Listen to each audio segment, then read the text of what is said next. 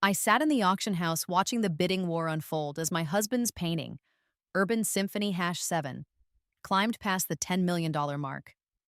The auctioneer's voice echoed through the prestigious Sotheby's gallery as paddle after paddle shot up, each bid sending another jolt of vindication through my chest. Beside me, Marcus squeezed my hand, his calloused fingers still stained with paint, his eyes wide with disbelief. Neither of us had expected this moment 3 years ago when my family threw me out of their mansion for choosing love over their twisted vision of propriety. My phone buzzed incessantly in my designer clutch. 17 missed calls from mother, 12 from father, and a string of increasingly desperate texts from my sister Caroline. The same people who had called Marcus gutter trash and threatened to cut me off entirely if I went through with the wedding were now scrambling to reconnect, their greed masquerading as sudden familial affection. Sold to the gentleman in the front row for $12.5 million. The gavel came down with a resounding crack and the room erupted in applause. Marcus's first major piece had just broken records for a living street artist. I smiled, remembering the moment exactly 3 years ago when everything changed, when I made the choice that would either destroy my life or set me free.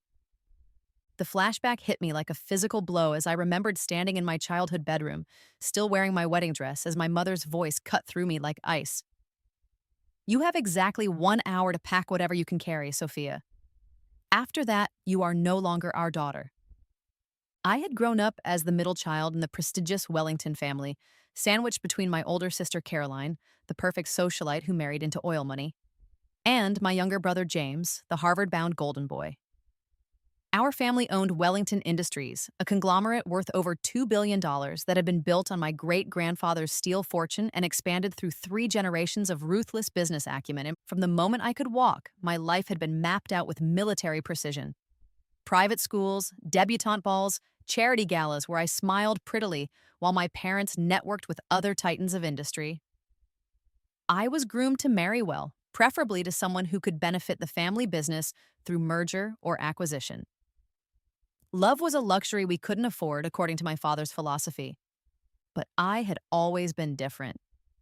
While Caroline collected designer handbags and James practiced his tennis serve, I snuck out to art galleries and poetry readings in the city.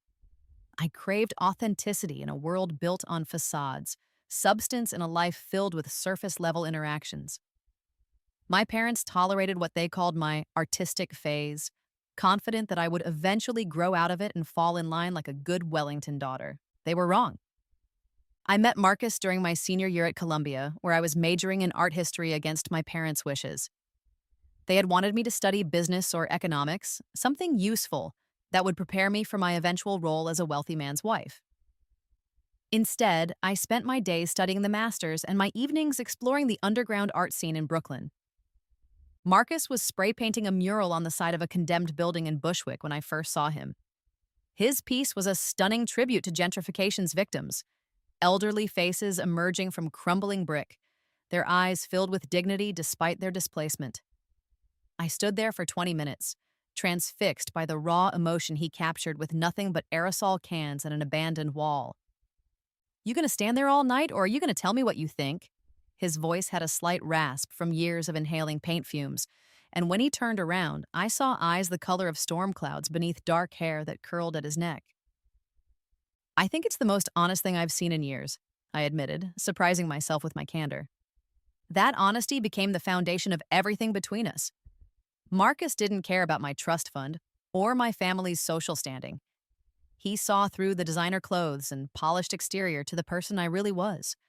Someone hungry for meaning, desperate to create something real in a world of artificial constructs.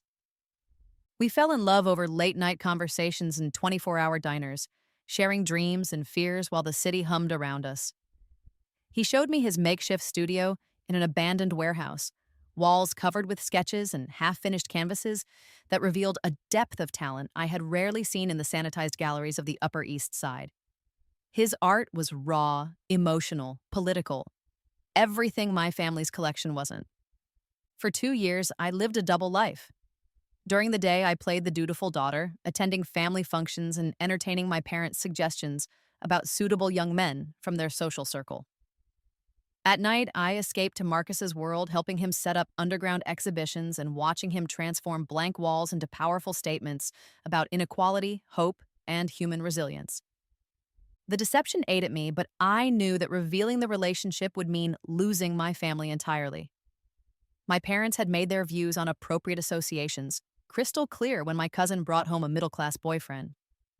The man was systematically destroyed, his business mysteriously lost contracts, his reputation smeared through whisper campaigns, and his relationship with my cousin ended under the pressure of constant family hostility. But love has a way of demanding honesty, and after Marcus proposed with a ring he had forged himself from metal scraps found in his neighborhood, I knew I couldn't hide anymore.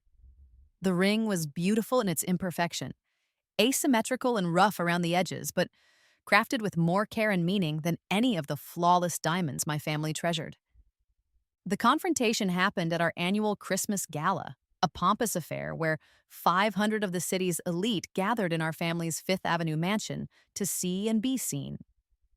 I had planned to tell my parents privately after the holidays, but when I overheard my mother discussing potential matches for me with Mrs. Blackwood, specifically her vapid son Preston, who had been arrested twice for drunk driving, something inside me snapped. Actually, Mother, I won't be needing your matchmaking services anymore, I announced during the cocktail hour, my voice carrying across the marble foyer. I'm already engaged. The silence that followed was deafening. My mother's champagne flute froze halfway to her lips, while my father's face went through several color changes before settling on a dangerous shade of red. Engaged? Caroline's laugh was sharp and mocking. To whom? You haven't brought anyone to a family function in years. His name is Marcus Rivera, and he's an artist, I said, raising my chin defiantly. We're getting married next month. What followed was 3 hours of the most vicious character assassination I had ever witnessed. Without even meeting Marcus, my family dissected his worth based solely on his profession and background. My father declared that no daughter of his would marry some criminal vandal who defaces public property. My mother worried about what their friends would think about having that type of person at family gatherings. Caroline smugly predicted that I would come crawling back within 6 months, pregnant and abandoned. The ultimatum came at midnight after the last guest had departed and the family gathered in my father's study for what he dramatically called a final reckoning. You have a choice, Sophia, he said, his voice cold and measured. You can end this ridiculous infatuation and accept Preston Blackwood's proposal. Yes, he's willing to overlook this temporary lapse in judgment, or you can leave this family forever. There will be no trust fund, no inheritance, no contact with any of us ever again. What about my mother's jewelry collection? The pieces she promised me? I asked, thinking of the antique pieces that had been in our family for generations, including my great-grandmother's engagement ring that I had always dreamed of wearing. Everything stays here, my mother said firmly. You'll take nothing that connects you to this family. I looked around the room at these people who shared my DNA but had never really known me. Caroline wore her usual expression of smug superiority, James avoided my eyes entirely, and my parents stared at me with the cold calculation they usually reserved for hostile takeovers. Then I guess I'm no longer a Wellington, I said quietly, and walked out of their lives. The wedding took place in Marcus's warehouse studio, decorated with his paintings and attended by 50 of the most genuine people I had ever met. Artists, musicians, activists, and neighborhood kids who had watched Marcus teach them to express themselves through art. My wedding dress was a vintage piece I found in a thrift store for $60, and my bouquet was made of wildflowers Marcus picked from the community garden he had helped establish. It was the most beautiful day of my life, and I didn't miss my family's absence for a single moment. But the reality of being cut off hit hard in the months that followed. I had never worked a real job, never worried about rent or groceries or health insurance. Marcus did his best to support us with commissions and art sales, but street art, no matter how brilliant, didn't pay enough to sustain 2 people in New York City. I took whatever work I could find, waitressing, retail, even cleaning offices at night.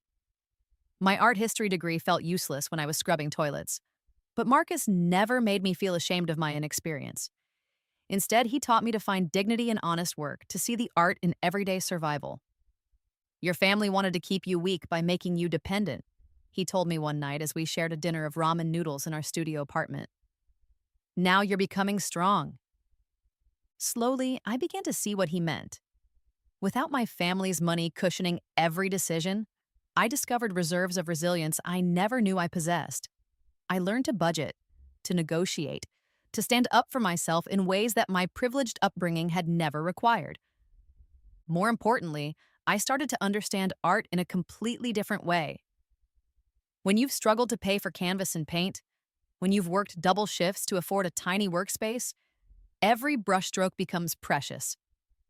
I watched Marcus create masterpieces with whatever materials he could afford, and I began to see that true artistic vision had nothing to do with expensive supplies or formal training.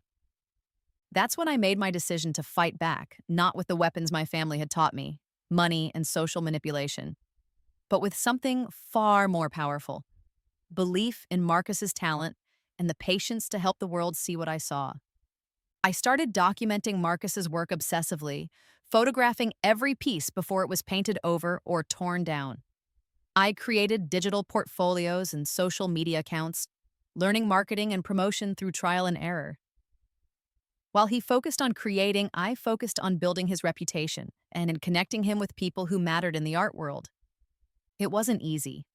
Gallery owners dismissed street art as vandalism.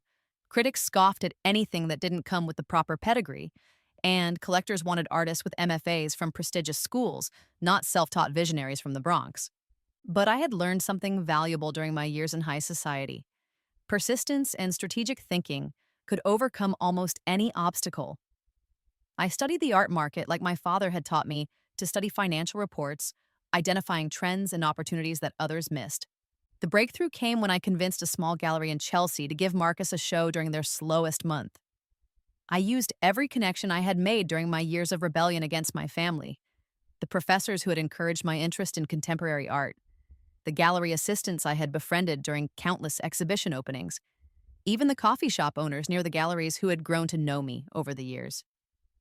The show was modest, 12 pieces displayed in a space no bigger than my childhood bedroom, but it marked the beginning of everything. Art critics who attended were stunned by the sophistication of Marcus's technique and the power of his social commentary. 3 pieces sold on opening night, and suddenly, the art world was paying attention to the street artist who could capture urban alienation with the skill of a master. From there, momentum built slowly but steadily. Larger galleries began to take notice. Collectors started seeking out Marcus's work, and art publications featured him in articles about emerging talents. Each success felt like a small victory against my family's dismissive predictions, proof that love and artistic vision could triumph over prejudice and narrow-mindedness. But the real vindication was still years away, building piece by piece as Marcus's reputation grew from underground sensation to serious artistic force. The night before the Sotheby's auction, I received an unexpected visitor at our Soho gallery, the space we had opened 6 months earlier to showcase Marcus's work alongside other emerging artists. Caroline stood in the doorway wearing a Chanel suit that probably cost more than our monthly rent, her perfectly styled blonde hair and professional makeup making her look like she had stepped out of a society magazine. "Hello, Sophia," she said, her voice carrying the same condescending tone I remembered from childhood. "You look different." I was indeed different. 3 years of real work had given me confidence I had never possessed as a pampered socialite. My clothes were simpler but better fitted. My hair was longer and less rigidly styled, and my hands bore the calluses of someone who had learned to build something with her own effort. "Caroline, what brings you to this part of town? Slumming?" She winced at my directness. "I wanted to talk to you before tomorrow's auction.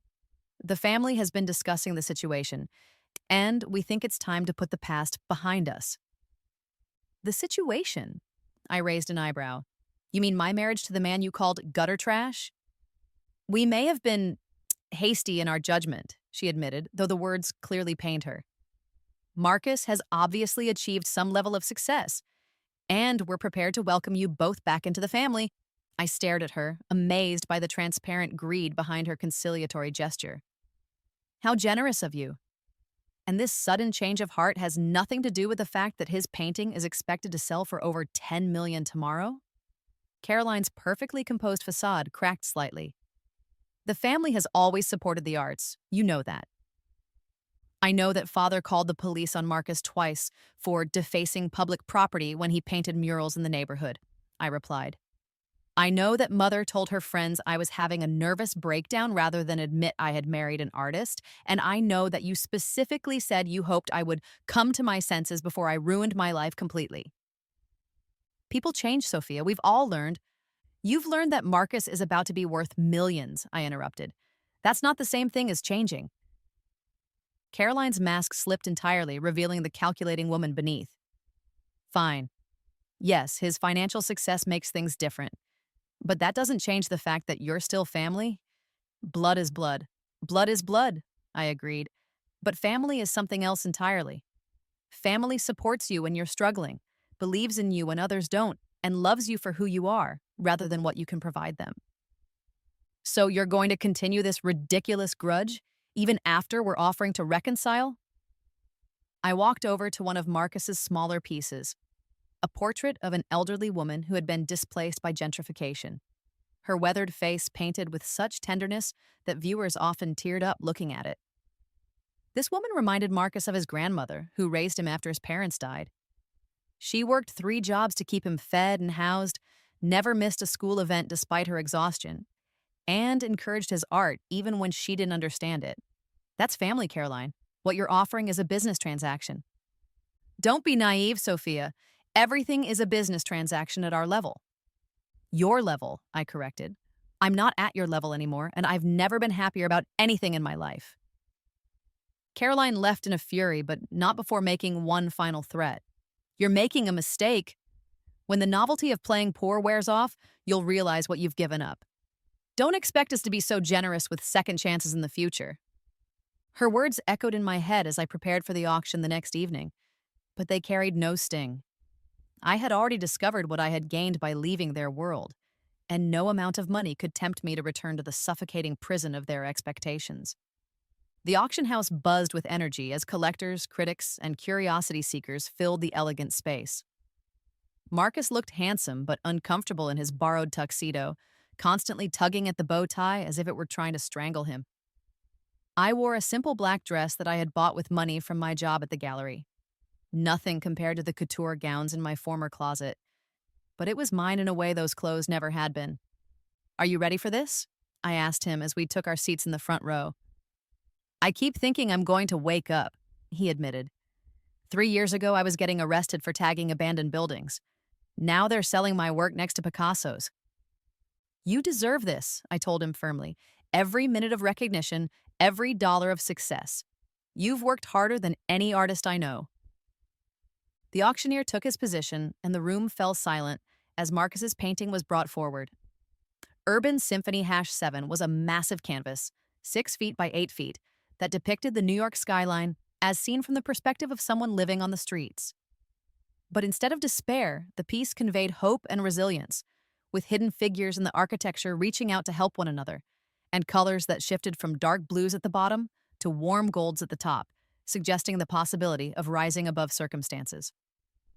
Ladies and gentlemen, we present Lot 47, Urban Symphony #7 by Marcus Rivera, oil and mixed media on canvas, completed this year. We'll start the bidding at $500,000. Hands shot up immediately. Within minutes, the price had climbed to $2 million, then $5, then $8. I watched the proceedings with growing amazement, but also with a deep sense of rightness. This wasn't just about money, it was about recognition of Marcus's talent, validation of everything we had sacrificed and fought for. At the $10 million mark, only 2 bidders remained. A representative from the Museum of Modern Art and a private collector whose identity remained anonymous. The tension in the room was palpable as they traded increasingly dramatic bids. 11 million, 11 and a half, 12 million, 12 and a half million. And then, as if the universe wanted to put an exclamation point on our vindication, the auctioneer announced, "Sold!" to the gentleman in the front row for $12.5 million. The room erupted in applause and flashbulbs went off as photographers captured the moment. Marcus sat frozen in his seat, tears streaming down his face, while I felt a surge of triumph so powerful it was almost overwhelming. But the real satisfaction came from the back of the room, where I spotted my family huddled together like conspirators.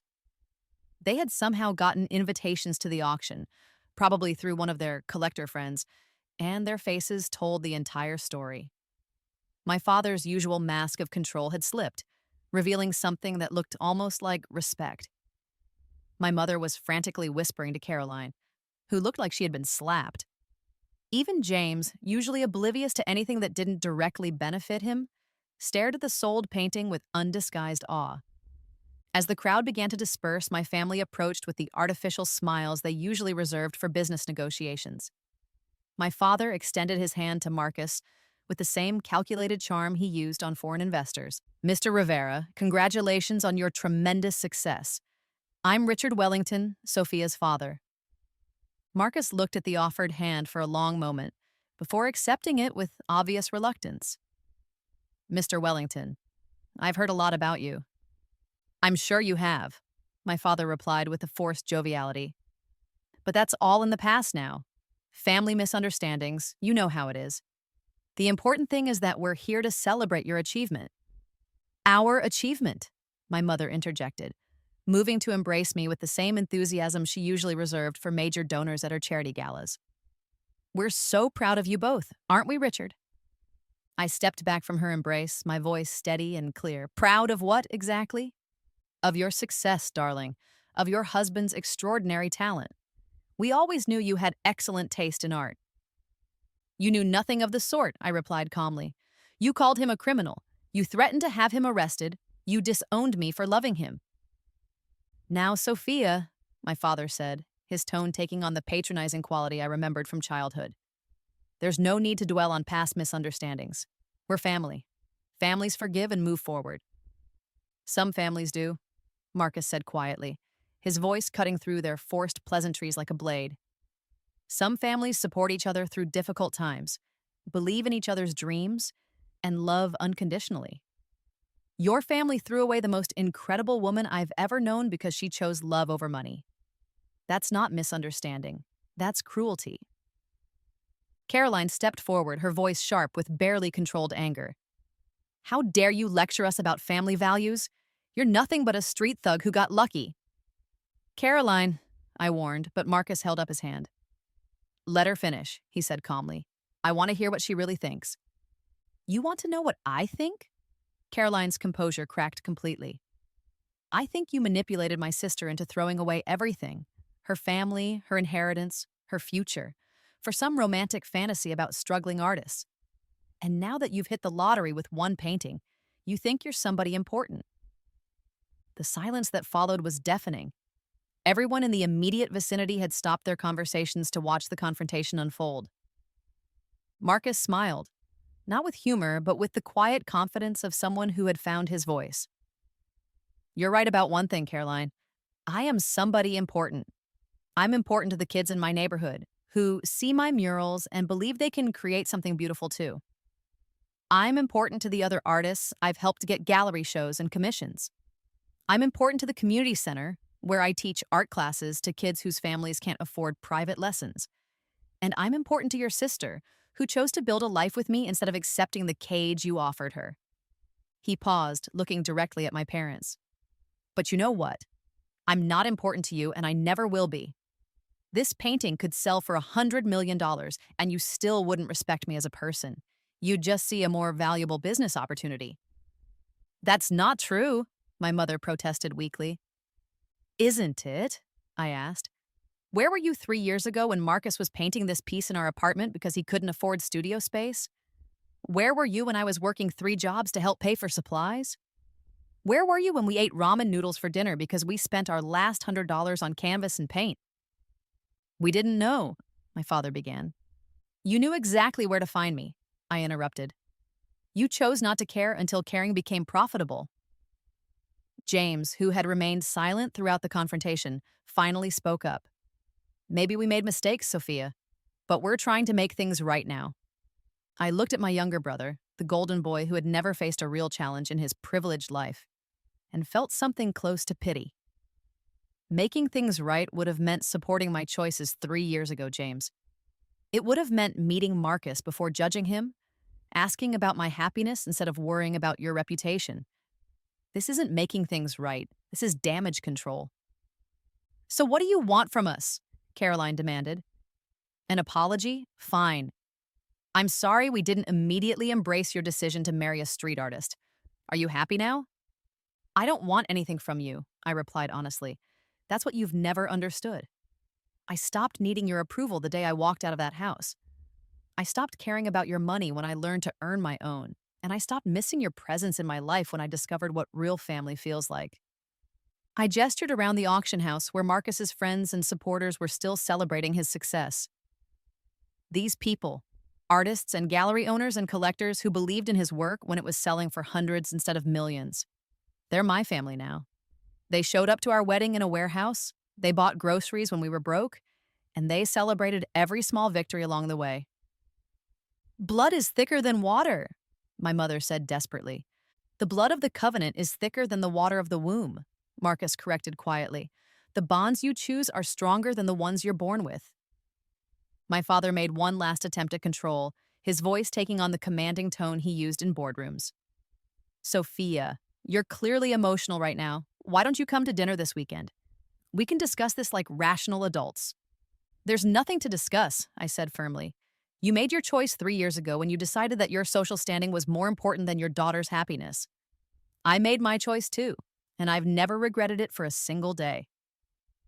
I took Marcus's hand, feeling the familiar comfort of his calloused fingers intertwined with mine.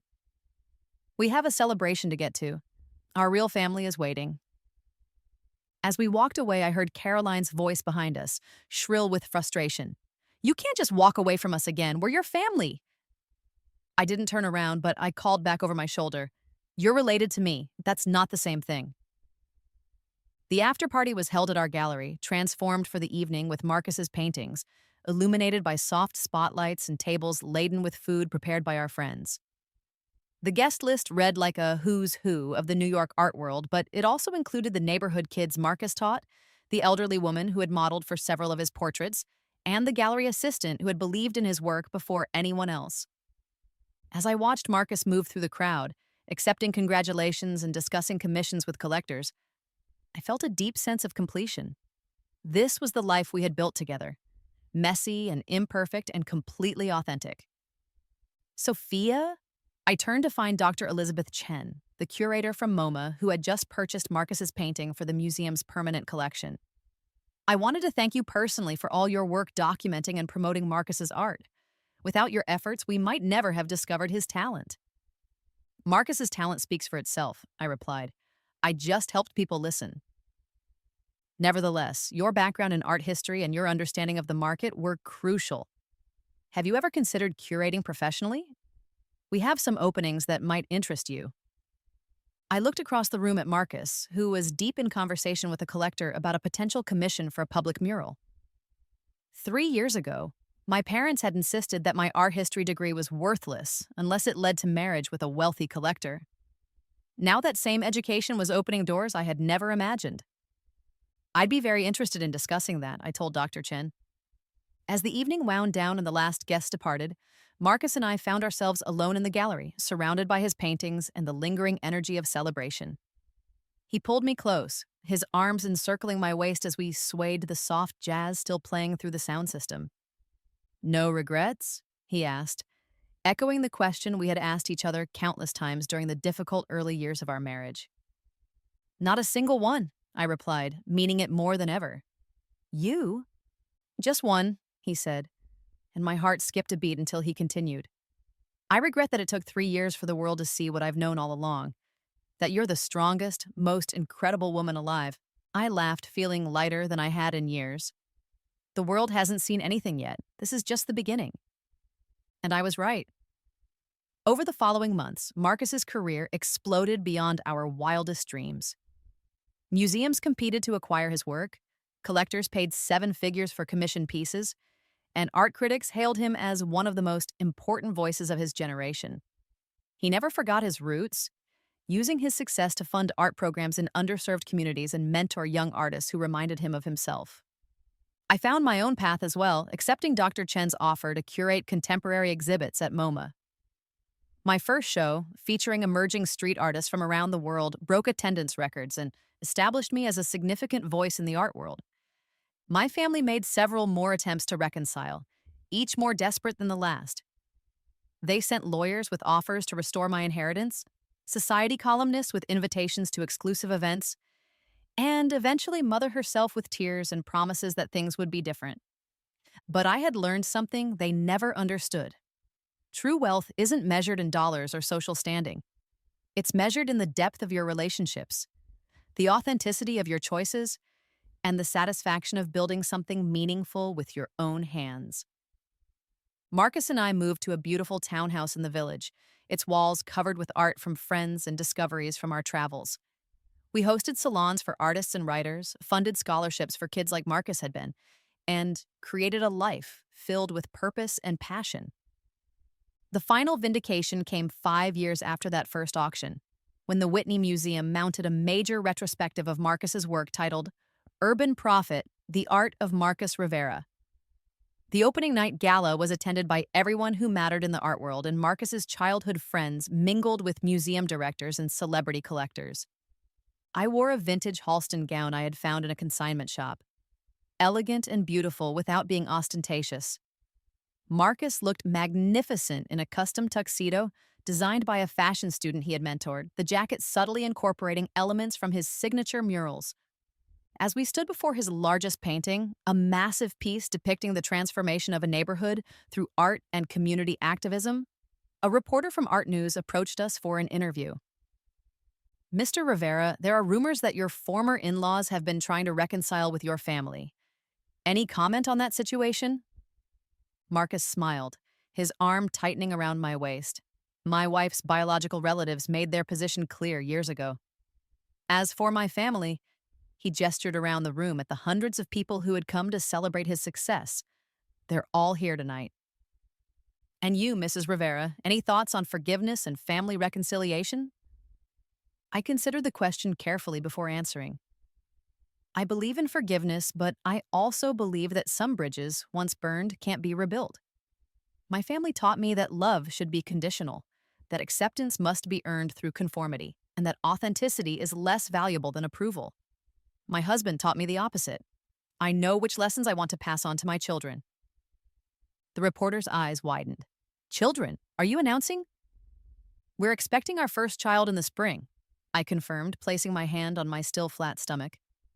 And they'll grow up knowing that their worth isn't determined by their bank account or social connections, but by their character and the love they give and receive. As the interview concluded and we moved back into the crowd, I felt a tap on my shoulder. I turned to find a young woman in her early 20s, nervously clutching a small canvas. Mrs. Rivera, I'm Sarah Martinez. I'm in the art program you and your husband funded at Columbia. I wanted to thank you and show you something. She turned the canvas around to reveal a beautiful portrait of an elderly man, painted with obvious love and considerable skill. It's my grandfather, she explained. He raised me after my parents died, worked construction his whole life to keep me in school. He never understood art, but he always supported my dreams. This is for him. I looked at the painting, seeing echoes of Marcus's influence in her technique, but recognizing a unique voice emerging. It's beautiful, Sarah. Your grandfather must be very proud. He died last month, she said quietly. But I think he would have loved seeing it displayed at my first gallery show next month. Your first show? Congratulations. Where? A small gallery in Brooklyn. It's not much, but every important career starts somewhere, I interrupted. Marcus's first show was in a gallery smaller than my childhood closet. What matters is that you're putting your work out there for the world to see. As Sarah walked away, clutching her painting with new confidence, I thought about the cycles of support and encouragement that Marcus and I had become part of. We had received help when we needed it most, and now we were passing that support on to the next generation of artists who dared to chase their dreams despite the obstacles. Later that evening, as we sat in our garden sharing a bottle of champagne and watching the city lights twinkle beyond our windows, Marcus took my hand and squeezed it gently. Penny for your thoughts? I was thinking about time, I said slowly. How different everything might have been if my family had just taken the time to get to know you, to understand what art means to you, to see the person I fell in love with. Do you think it would have changed anything? I considered this carefully. Maybe, but honestly, I'm glad we went through the struggle. It made us stronger, both individually and together. It taught us what really matters. And it gave us stories to tell our daughter about overcoming adversity and staying true to yourself. Daughter? Marcus grinned. We don't know the gender yet. Trust me, I said, placing both hands on my stomach. I can feel her already. She's going to be fierce and independent and absolutely unwilling to let anyone else define her worth. Like her mother, like both her parents. As if summoned by our conversation, my phone buzzed with a text message.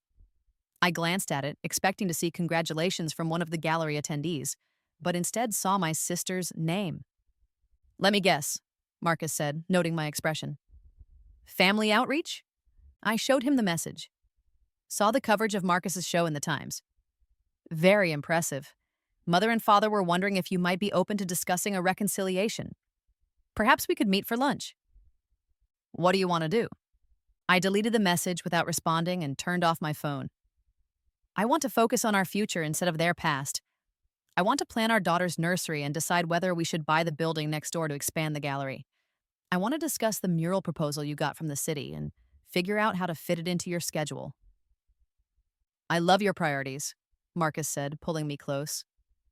Besides, I added with a smile, if they really want to reconile, they know where to find us. We're not hiding anymore. We're right here, living our best life, surrounded by people who love us for who we are, rather than what we can do for them.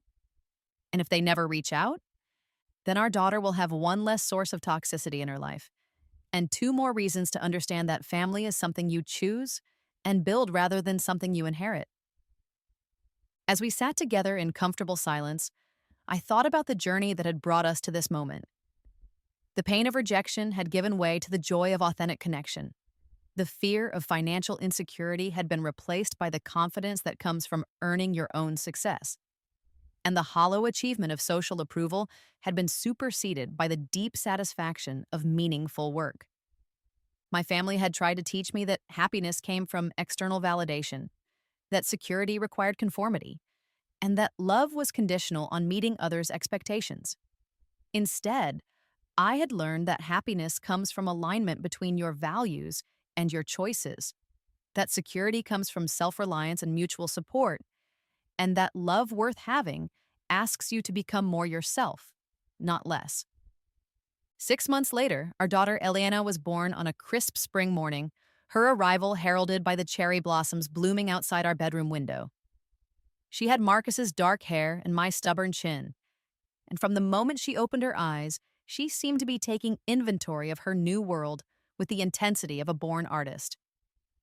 The first visitors to meet her were not my biological family, who had sent an elaborate flower arrangement with a card signed simply The Wellingtons, but our chosen family. Mrs. Chen brought handmade baby clothes from her grandmother's pattern. Sarah Martinez, now preparing for her second solo show, painted a small canvas for the nursery depicting Elena as a sleeping angel surrounded by paintbrushes and musical notes. The kids from Marcus's art program pooled their allowance money to buy a tiny easel for when she's ready to paint.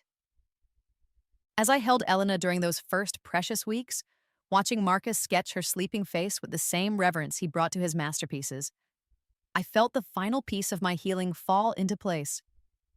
The family that had rejected me for choosing love had inadvertently given me the greatest gift imaginable, the freedom to create something better. One afternoon, while Elena napped in her carrier and Marcus worked on a commission in his studio, I was organizing the gallery's upcoming exhibition when the door chimed. I looked up to see my mother standing in the doorway, looking older and somehow smaller than I remembered. She wore a simple black dress instead of her usual designer armor, and her perfectly styled hair showed traces of gray she had never allowed before. For a moment, we simply stared at each other across the gallery space, 3 years of silence stretching between us like a chasm. "Sophia," she said finally, her voice uncertain in a way I had never heard before. "Mother." I didn't move from behind the desk, but I didn't ask her to leave either. She walked slowly through the gallery, stopping before each of Marcus's paintings with what appeared to be genuine attention, rather than the cursory glances she had always given art that didn't match her decor. "These are extraordinary," she said, pausing before the portrait of the displaced grandmother that had made Caroline so uncomfortable years earlier. The emotion in her eyes. It's like she's telling her entire life story. That's Mrs. Rodriguez, I said quietly. She lived in the building that was torn down to make room for luxury condos. Marcus painted this after spending hours listening to her stories about the neighborhood, how it used to be a place where families helped each other survive. My mother nodded slowly, studying the brushwork with more care than she had ever given to the expensive pieces in our family collection. I can see why his work sells for millions. But that's not why you fell in love with it, is it? The question surprised me with its perceptiveness. No. I fell in love with his ability to see dignity in people others overlook, to find beauty in struggle, to make art that matters instead of art that matches the furniture. And I fell in love with you, Marcus said from the studio doorway, Elena cradled in his arms. He approached cautiously, his protective instincts clearly on high alert. My mother's breath caught when she saw Elena, her composure finally cracking. She's beautiful, she whispered. She has your eyes, Sophia. Would you like to meet your granddaughter? I asked, surprising myself with the offer. With trembling hands, my mother accepted Elena into her arms. The baby studied her grandmother's face with solemn interest, showing no fear of this stranger who shared her DNA. Hello, little one, my mother murmured, tears sliding down her cheeks. I'm your grandmother. I've made some terrible mistakes, but I'm here now. We moved to the small seating area I had created for clients, my mother still holding Elena while Marcus and I sat across from her. The silence stretched until she finally spoke. Your father doesn't know I'm here, she admitted. He and Caroline think any reconciliation should come with conditions, negotiations, some kind of business arrangement that protects the family's interests. And what do you think? I asked. I think I've spent too many years protecting interests instead of people, she said, looking down at Elena's sleeping face. I think I let fear and pride cost me 3 years of my daughter's life, and I'll never forgive myself for that. It wasn't the dramatic apology I might have expected, but it carried the weight of genuine remorse. I know I have no right to ask for forgiveness, she continued. I know I can't undo the damage I've done. But I was hoping you might allow me to try to do better, not for the family name or the business or any of the things that used to matter to me. Just because I love you and I want to know my granddaughter. I looked at Marcus, who gave me the slightest nod. The decision was mine to make. I can't speak for Marcus, I said slowly, but I'm willing to try with conditions. Anything. No criticism of our choices. No attempts to change our lifestyle or our values. No expectations that we'll return to your social circle or participate in family business. And absolutely no disparaging comments about Marcus's background or profession. Agreed. And if Father or Caroline can't accept those terms, then they're not welcome in our lives. I won't subject my daughter to the same toxic dynamics I grew up with. My mother nodded firmly. I understand, and I agree. What followed was not a fairy tale reconciliation, but something more valuable. The slow, careful rebuilding of a relationship based on acceptance rather than expectation. My mother began visiting weekly, always respectful of our boundaries, genuinely interested in learning about our world rather than trying to drag us back into hers. She attended Marcus's exhibitions not as a social obligation, but as someone genuinely curious about his artistic vision. She volunteered at the community center, where he taught art classes, her designer clothes gradually giving way to practical outfits suitable for working with children. Most surprisingly, she began taking art classes herself, discovering a creative side she had suppressed for decades in favor of social climbing. The breakthrough came 6 months later when Elena spoke her first word. We were all sitting in our garden, Marcus sketching while my mother and I watched Elena play with her toys. When she looked up at her grandmother and said clearly, Nana. My mother burst into tears, and I realized that Elena had given her something our family's money never could: unconditional love and acceptance. She likes you, I told my mother, watching Elena crawl determinedly toward her grandmother. I never expected that, my mother admitted, scooping Elena up and settling her on her lap. I thought I had lost any chance of being part of her life. You almost did, I said honestly, but you're here now and you're trying. That matters. My father and Caroline never did come around.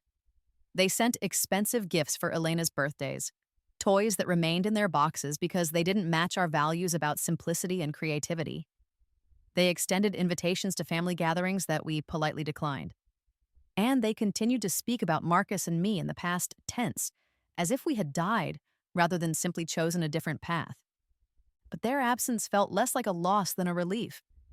Elena grew up knowing she had one grandmother who celebrated her finger paintings as enthusiastically as gallery masterpieces, who read her stories about brave princesses who chose their own adventures, and who demonstrated that it's never too late to change if you're willing to examine your mistakes honestly. The final vindication came on Elena's third birthday, when Marcus was commissioned to create a mural for the newly renovated Children's Museum. The piece, a vibrant celebration of imagination and creativity, covered an entire wall and depicted children from all backgrounds working together to build a better world. The unveiling ceremony was attended by city officials, art world luminaries, and hundreds of families from the community. As Elena sat on Marcus's shoulders, pointing excitedly at the painted children who looked like her friends from the neighborhood, I felt the completion of a journey that had begun with pain and rejection, but ended with purpose and joy. "Ladies and gentlemen," the museum director announced, "we are honored to dedicate this mural not just to the children who will enjoy it for generations to come, but to the artist who reminds us that art has the power to transform communities and the importance of supporting creativity wherever we find it." The applause was thunderous, but what moved me most was seeing my mother clapping enthusiastically beside us, her designer handbag replaced by a canvas tote bag painted by Elena, her social mask completely abandoned in favor of genuine pride and joy. After the ceremony, as we walked home through the village with Elena skipping between us, Marcus asked the question that had become our family tradition. "Any regrets?" I looked around at our life, the gallery that showcased emerging artists, the community programs we funded, the daughter who would grow up knowing that love should be unconditional and that success should be measured by the positive impact you have on the world rather than the zeros in your bank account. "Just one," I said, echoing his words from years before. I regret that it took so long for me to understand that being disowned by people who never really knew me wasn't a loss. It was liberation. Marcus laughed, the sound echoing off the brownstone buildings as Elena chased pigeons on the sidewalk ahead of us. "And now I'm exactly where I belong, with exactly the family I was meant to have." As we reached our front door, painted bright blue by Elena and Marcus in an afternoon of artistic collaboration, I thought about the letter I had received that morning from Caroline. She was getting divorced from her oil-heir husband, apparently discovering that marriages based on financial advantage rather than genuine connection rarely survive the test of time. She was asking for advice about starting over, about finding purpose beyond social status. I had drafted several responses, ranging from sympathetic to coldly dismissive, before finally settling on something simple, an invitation to visit with the same conditions I had given my mother. No expectations, no demands for immediate forgiveness, just an opportunity to discover whether blood could be transformed into genuine family through honest effort and authentic change. Whether she would accept remained to be seen. But as I watched Elena run up our front steps toward a home filled with love, art, and unconditional acceptance, I knew that our family was complete regardless of who chose to join it. The house that love built was strong enough to weather any storm, beautiful enough to inspire others, and authentic enough to last for generations. And unlike the mansions of my childhood, built on foundations of money and social climbing, this home would never crumble, because it was constructed from materials that actually mattered: respect, understanding, shared values, and the kind of love that asks you to become your truest self, rather than demanding you diminish yourself to fit someone else's expectations. That night, as I tucked Elena into her bed, surrounded by artwork from friends and family, she looked up at me with Marcus's storm gray eyes and asked, "Mama, why don't we see Grandpa Richard and Aunt Caroline?" I sat on the edge of her bed, choosing my words carefully. Sometimes, sweetheart, people have different ideas about what's important in life. We think family means people who love you no matter what, who support your dreams, and who want you to be happy. Some people think family means something different. What do they think it means? They think family means following rules that don't always make sense, caring more about what other people think than about what makes you happy, and changing yourself to make other people comfortable. Elena considered this with the seriousness of a 3-year-old philosopher. That sounds sad. It is sad, I agreed. But we don't have to be sad about it because we have Daddy and Nana and all our friends who love us just the way we are. And they love my paintings, even when they're messy. Especially when they're messy, I confirmed, kissing her forehead. The best art usually is. As I turned off her light and closed the door, I reflected on the unexpected gift my family's rejection had given me. The chance to discover what family really means. Not the people who share your DNA, but the people who share your journey. Not the ones who demand you earn their love, but the ones who offer it freely. Not the relationships that diminish you, but the ones that help you become everything you were meant to be. In losing the family I was born into, I had found the family I was meant to create. And that, I thought as I rejoined Marcus in our living room, where he was sketching plans for Elena's first easel, was the greatest vindication of all.